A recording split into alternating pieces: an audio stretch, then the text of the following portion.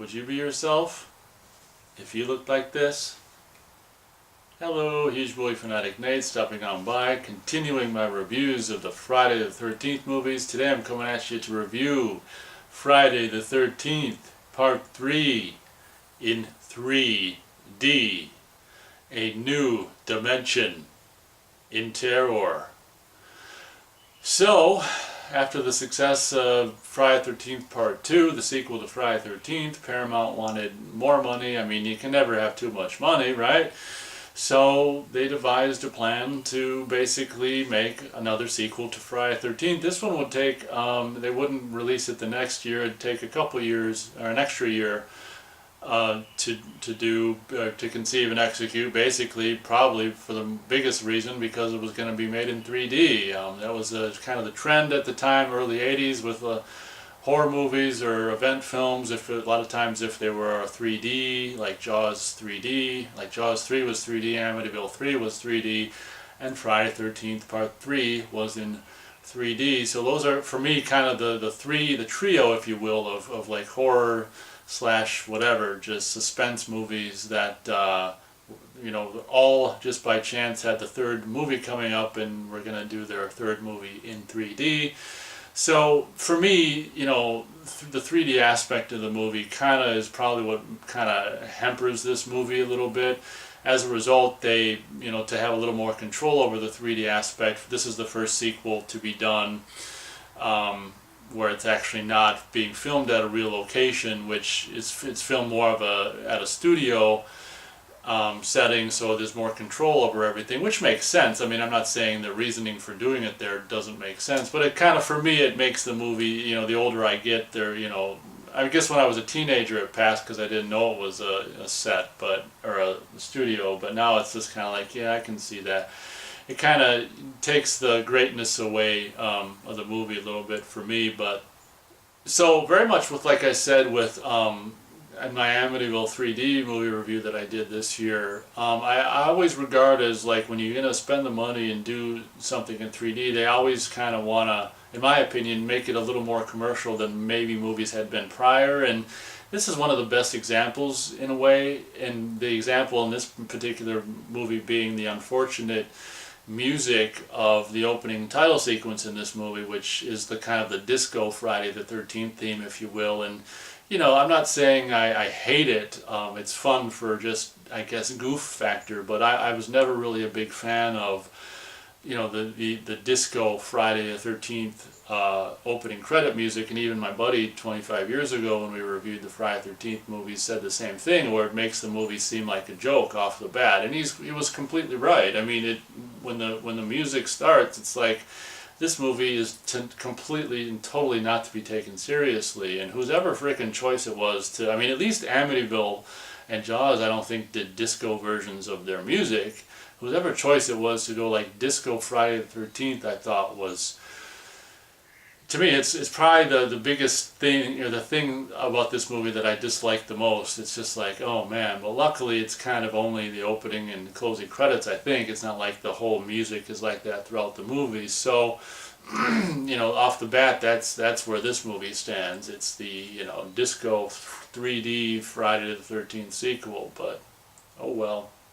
For me, kind of like the beginning of Part 2 with Alice just lingering around doing whatever, I feel like the beginning of this movie when it's at the couple's store is kind of just filler. It's just like, maybe it was an afterthought, I don't know. But obviously Jason was, which I didn't mention in my review of Part 2, Ginny, hacks him with the machete and, left for dead or whatever. And so basically at the beginning of this movie we just see now presumably the guy who played him in this movie by the name of, oh hell, I remembered it earlier, what's his, Richard Brooker in the Part 2 gear, basically just dropping the machete on the ground and crawling out of frame basically shows that Jason still lives or whatever. And the beginning of this movie just revolves around this couple's, store slash house of, whatever. This guy, I always wondered what the whole deal with the kind of locomotive train motif was in this store. Maybe that's how the store was, I don't know. I'm assuming this was a real store or place. But this goofy couple's got this store, and basically, in this scene that I, always thought, and you still do, this scene just is, obvious, just filler. It just lingers and lingers too long. But basically, the whole reason for this scene happening here is it's, obviously supposed to be relatively close to Camp Crystal Lake, and Jason obviously probably walked here and going to get a change of clothes. So basically the whole reasoning for this opening scene is so Jason can get, I don't know, new clothes, a new pair of pants, and a new shirt of Harold's.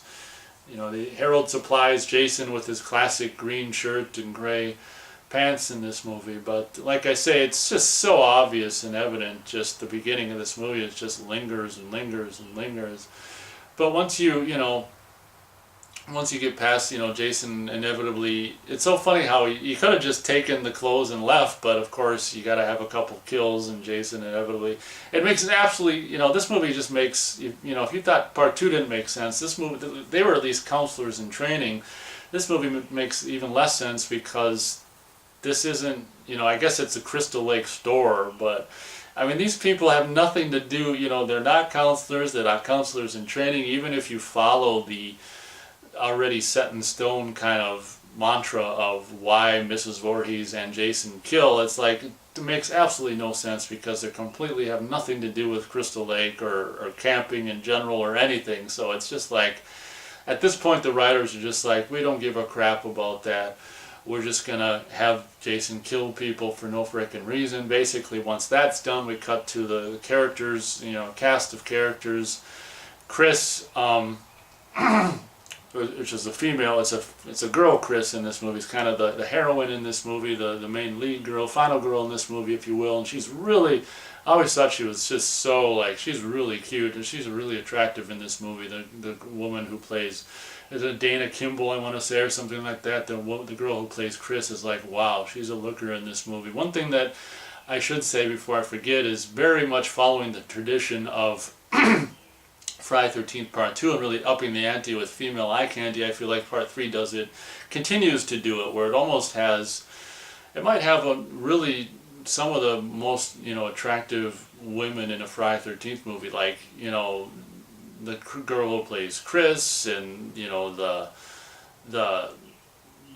girl who was with their boyfriend in the hammock, and Vera. I mean, Vera is freaking crazy, like, cute and hot in this movie. Like, the girls in this movie that got to be in the movie are, really, really, like, attractive. I can't think of the name of the girl with the guy in the hammock, but well, and then you got the kind of the hippie couple, which she's got kind of a nice, nice tush, but she doesn't, I don't know, I guess maybe because she's dressed a little more frumpy, she's not as, like, hot as, like, the other women. But I wanted to say that before I forgot that, this movie continues to have relatively attractive female eye candy, so that's a plus, I guess. And I guess if you want to say it, possibly maybe they're doing a little favor for the women viewers as well with Rick. I don't know, I'm kind of I'm strictly hetero, as it were, strictly heterosexual. So I guess you could possibly say Mr.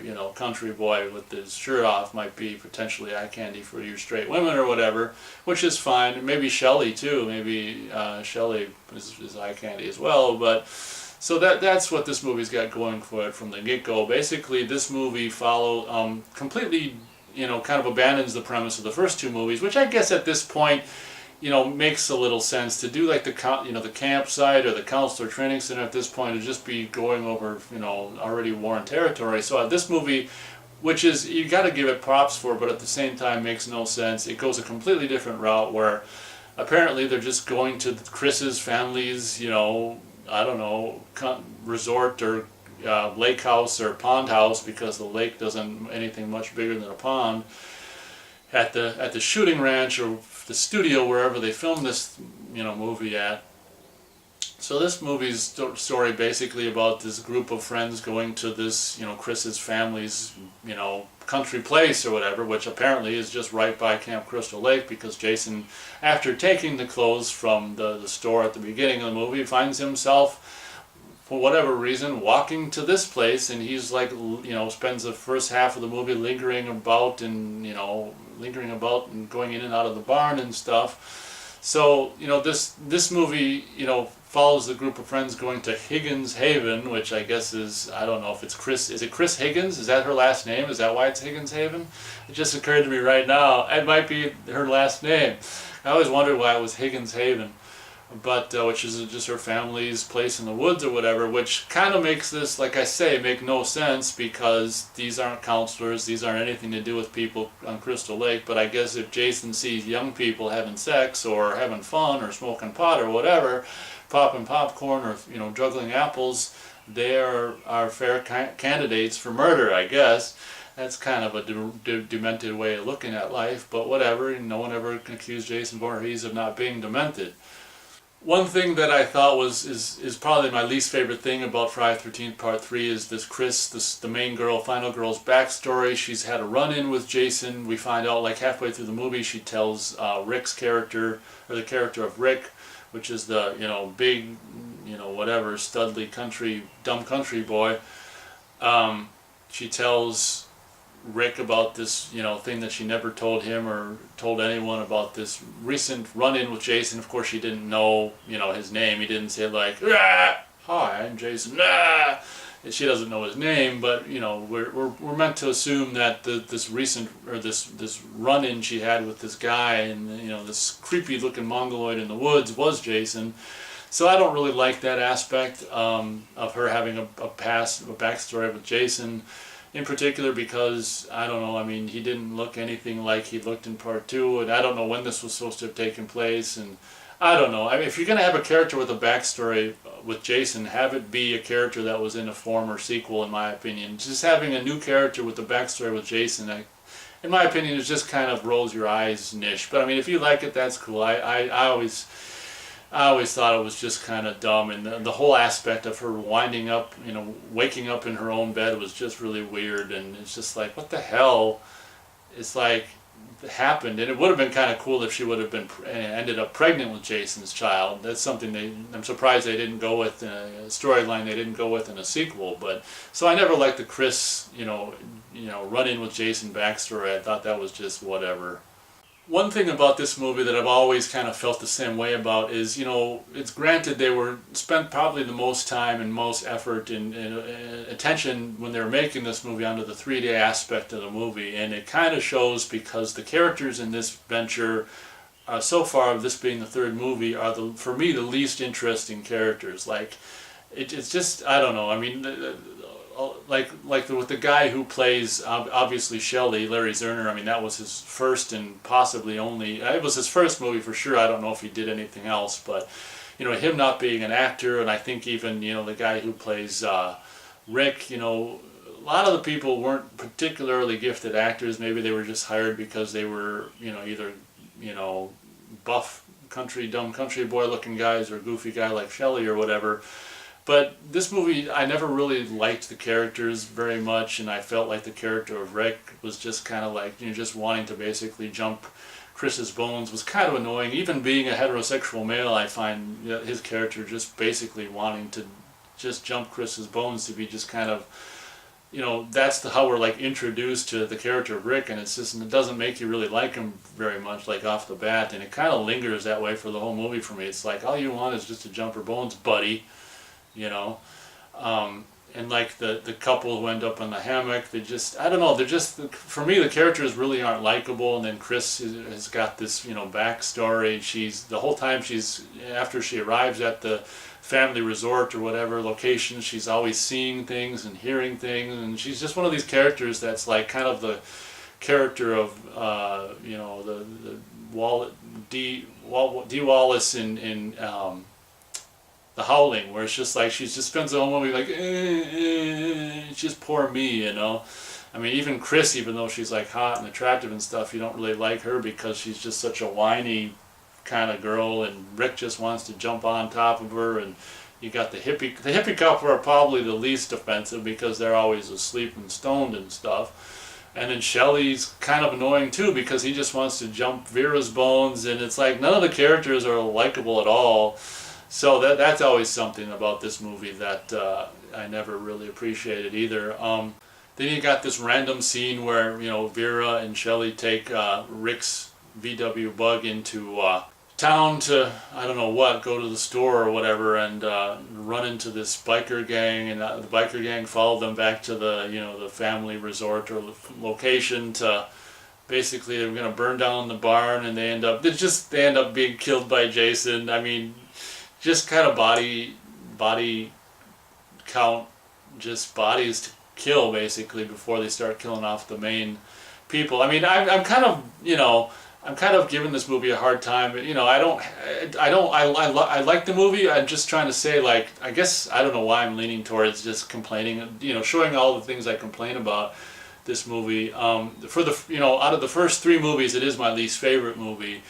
Out of the first four Friday the 13th movies, it's my least favorite Friday the 13th. It's always just had this, and like I say, it's probably because they put so much of the detail and attention into the 3D aspect of the movie. It has a very robotic, non-organic kind of, just, I don't know, by the numbers almost, just, paint by the numbers or make the movie by the numbers kind of a feel to it that's not organic, kind of like the first one especially was, and even the second one was to an extent. So I mean, it was fun. Killing the bikers was fun. I mean, it's that to me is obvious. Just kind of like the beginning of the movie at the store. That seems just like filler too, and just 3 extra bodies to kill, and it's just I don't know. Out of the first 3 movies, this is just so much. It's just so blatant to me. Out of the first 3, the most blatant, just a money grab kind of movie in my opinion. It's just, I don't know. It doesn't have that great country real feeling of the first 2, but that's because it's filmed at a studio set and not a real place.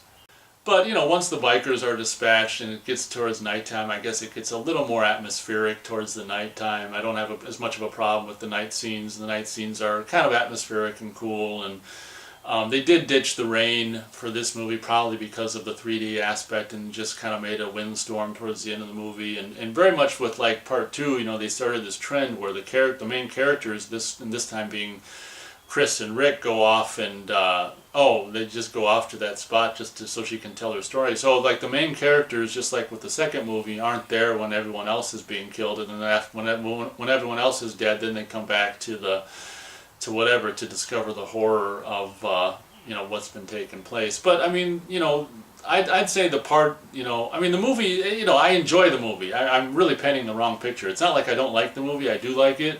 It's just, I don't know, for whatever reason, I just feel like ratting on this movie. I guess I just feel like calling out all its things things about it that I have a problem with. But, I mean, I enjoy, even though I don't really like the characters, they're funny, and I don't know, it is entertaining. But I do like, I guess maybe the part of the movie that I like the most is after the bikers are dead, and kind of the nighttime bit, and the hammock, and having a little sex on the hammock, and the juggling with Shelley, and making the popcorn with the pothead hippies and stuff, and one by one people get dispatched. And of course it should be said, Shelley is the character to bring the infamous hockey mask to Higgins Haven to, basically we don't see Jason's face throughout the entire movie, and then once we just see, arms and legs do the killing and stuff. And then once, Jason kills Shelley off camera, he reappears, and, Vera thinks it's Shelley, because, Shelley's trying to make Vera like him by scaring the shit out of her. I don't know why anyone would think that would be a way to make someone like you, but, Shelley scares Vera with, that's his, like, date, quote-unquote date. She, of course, doesn't want anything, physical, of course, to do with them, and that infuriates him. And, right before Shelley dies, he jumps out of the quote-unquote lake, it's more of a man-made pond, to scare Vera, wearing an infamous hockey mask, and he disappears into the, to die off camera in the barn, and Jason comes back wearing the hockey mask. At that point, Vera thinks it's Shelley, and he aims his harpoon gun at her in this famous 3D scene of, the 3D harpoon coming right at you, goes right into Vera's eye. And Vera is probably the most likable character in this movie. I think that she, even paired up with this Shelley character who just wants to jump her bones, still gave him the benefit of the doubt, and still wanted to talk, and still, not like she completely ignored Shelley. So, when you see Vera die, it's just kind of like, oh, like that, because you do kind of like her. I just kind of realize that right now when thinking about her demise or whatever. But So I don't know, the nighttime scene with people being dispatched and stuff is kind of cool. And I think you kind of have fun with it. Again, I mean, the 3D aspect, I mean, even if you are watching it in 2D, I mean, it's still got that goofy look that 3D movies have when you watch them in 2D, where like the sides of the frame are blurry or whatever and all this kind of stuff. It's inherent in the, 2D versions of Jaws 3D and Amityville 3D as well. I know I talked a lot of trash about this movie, but let's face it, I mean, there's a lot of fun kills in this movie. What is like, um, you got what's his name at the beginning with the cleaver in the chest, which looks pretty good. The blood flows, pretty well after it hits his Harold's chest. And then who would have ever thought that Jason would use something as innocent as knitting needle to off. Do we know the name of the? I can't remember. I don't know if we ever know the name of the woman of the wife of Harold, but she dies by knitting needle, of course, and Shelley does.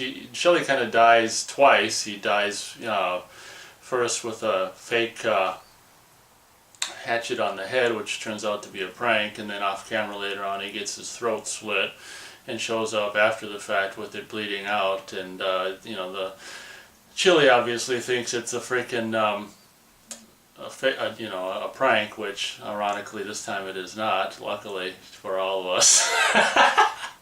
I think some of the standout kills are, of course, as much as I like the character of Vera, I mean, the classic 3D, I mean, it works great in 2D as well, but the classic, harpoon to Vera's eye is just brutal and nasty as all hell, and I'm surprised they got away with what they did on screen, but I think MPAA has the biggest problem with, red flowing blood. So in Vera's case, I don't think there was much, if any, blood in her death. It was just an arrow protruding the eye, and then of course Chili gets off with, which is a pretty cool idea, a red hot fire poker taken from the fire and, plummeted 3D into, the audience's theater or living room, and then in through her all the way, and then when it comes out the back, it's like all steaming because it's all just got flesh and guts and blood just steaming on the other side of it. And of course, probably the standout kill in this movie is probably, I don't know the name of the I can't think of the hammock couple's names right now for some reason, but the guy who walks around on his, I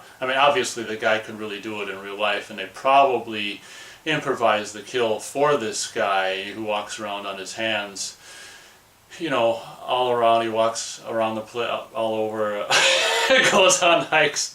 Well, not in the movie, but he probably goes on hikes in the woods on his hands as well. But what better way to kill this character than to walk up to him when he's standing on his hands and raise the machete up high and come down and basically chop him in the groin as he's standing on his hands, which sends him, of course, plummeting to the ground in a horrific shriek and just bloody mess down to the ground and dead. And strangely enough, it's one of the goriest shots in the whole Friday the 13th franchise later on, when his girlfriend discovers that he's, I don't know, stored above the hammock in the rafters or wherever the hell this character is placed.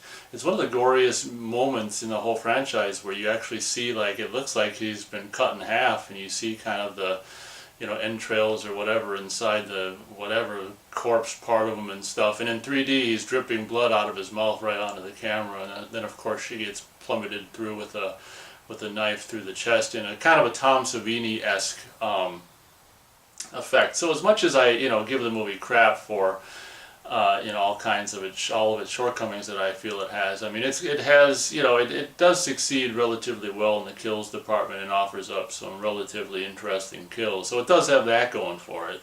So after all the other, I guess, friends or couples or whatever end up being dispatched, obviously Rick and Chris return and to find all the mayhem and discover, I don't think they discover bodies, but Chris discovers, bloody clothes in the tub. It'd be funny to see a deleted scene of Jason taking clothes off people, and, oh, maybe that's him, like, taking rags and stuff and trying to clean up the blood. That'd be a funny deleted scene to see as well, like Jason mopping up the blood and putting it in the tub and stuff. But Rick ends up being dispatched, unlike Paul in Part 2, with the famous 3D eyeball at the camera, which, and your little anaglyph 3D version on the Blu-ray or whatever, it works, well enough to get the idea. when Rick's killed, it really ups the ante. It's unlike the part two, when, well, I guess you kind of don't. I don't know. I guess you think Paul from part two is dead after his run in with Jason, but when you see actually Rick die, it really ups the ante, and you really know that Chris was all alone at this point. And one thing that I've always liked, and I even mentioned it in my review 25 years ago that we did of the Friday the 13th movies, is the last bit of the movie where she gets chased, a little bit of facing off with Jason in the house, and then she gets chased out into the barn. And I always loved the end barn bit.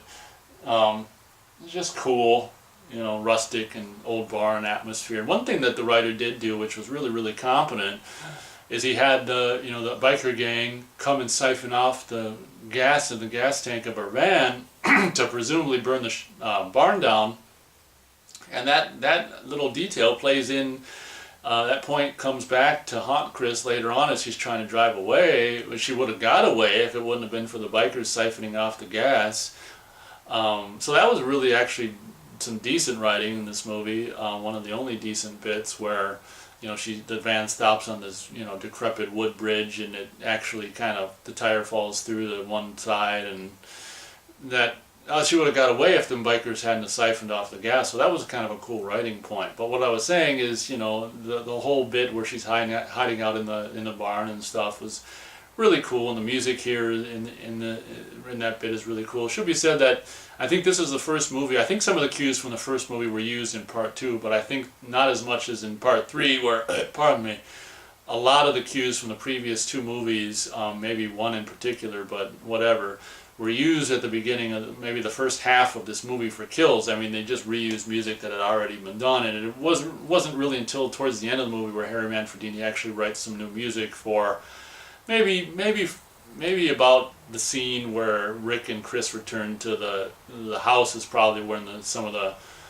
majority of, I think probably the rest of the movie, if more or less, is new music written by Harry Manfredini. And the stuff that he did, like in particular when Jason, he barricades the door to the barn, he starts looking around for Chris, and the Luma crane's tracking up and coming up, and he's looking for Chris, and the music there of kind of like the